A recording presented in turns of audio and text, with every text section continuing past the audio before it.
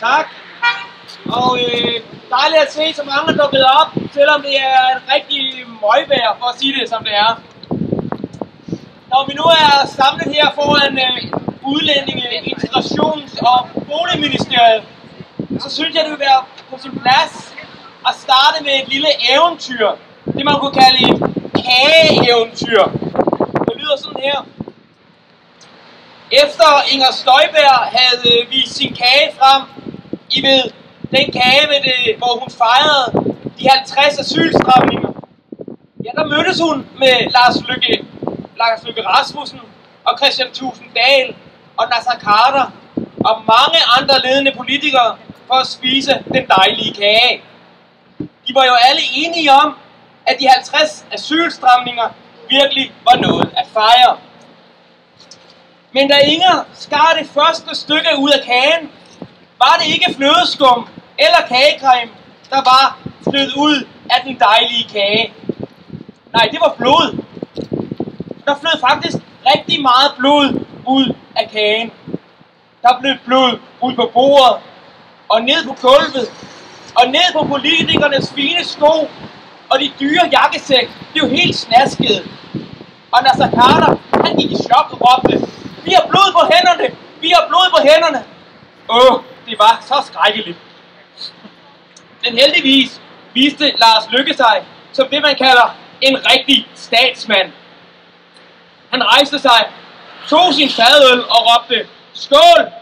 Skål for Danmark! Skål for danskheden! Og det hjalp på humøret. Og efter politikerne havde drukket, blev de enige om, at man sagtens kunne vende sig til kagens lidt underlige smag. Det her lille eventyr rummer desværre en kerne af sandhed. Vi må ikke blot se til, mens politikerne dehumaniserer mennesker på flugt. Vi kan ikke overlade fremtidens samfund til politikere, som fejrer døde bådflygtninge og overfyldte flygtningelejre og fattigdomsskabende integrationsydelser med kage. Det er derfor, vi skal bygge en antiracistisk bevægelse. Fordi vi vil være med til at slås om, hvordan fremtidens samfund skal se ud.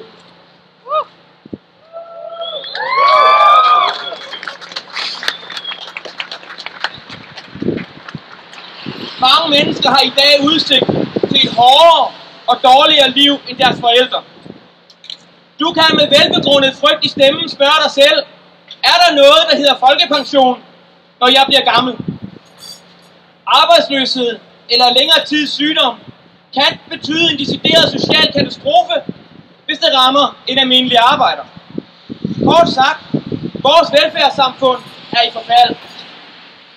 Politikere som Donald Trump i USA, Geert Wilders i Holland, Le Pen i Frankrig, Inger Støjberg herhjemme, er alle bevidste om, at der er en stor utilfredshed i vores samfund.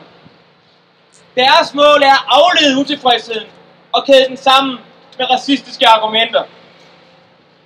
Men er det nu virkelig vores muslimske kollega eller vores klassekammerater med en anden hudfarve end hvid, som har ødelagt vores velfærdssamfund?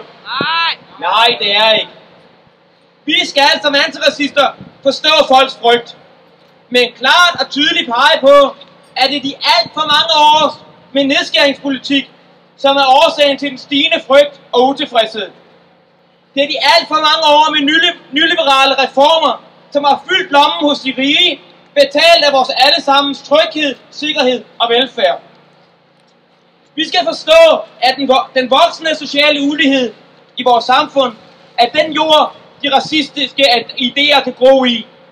Derfor hænger kampen mod racisme sammen med kampen for social retfærdighed.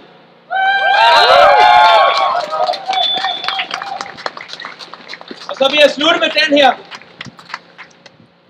Kære muslimske medborgere, kære dig, som er mere brun end huden end mig, kære dig, som har et modersmål, som er et andet end dansk. Jeg kan godt forstå, hvis du får lyst til at gemme dig for racismen.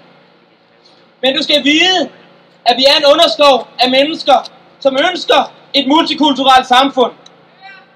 Vi er en underskov, som ønsker et opgør med islamofobien, som kan se uhyggelige ligheder mellem den hets jøderne var udsat for i 30'erne, og den muslimerne oplever i dag. Lad os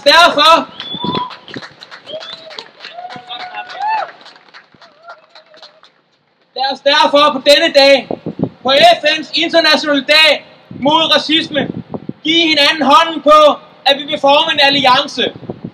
En alliance, hvor muslimer, kristne og ikke-troende, hvor hvide, brune, sorte, hvor vi på tværs af vores etniske rødder vil arbejde for at bryde de mure ned, som politikernes racisme har bygget op. Solidaritet er ikke noget, som kommer af sig selv. Solidaritet er noget, vi opbygger.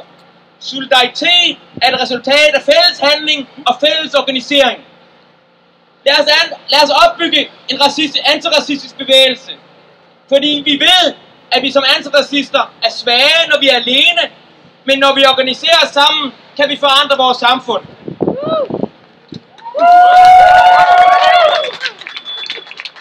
Lad os bygge en bevægelse, som klart og tydeligt siger, at vores muslimske brødre og søstre er velkomne. Lad os bygge en bevægelse, som holder fast i, at du er dansk, hvis du føler dig dansk. Og selvom du ikke føler dig dansk, så er du velkommen her.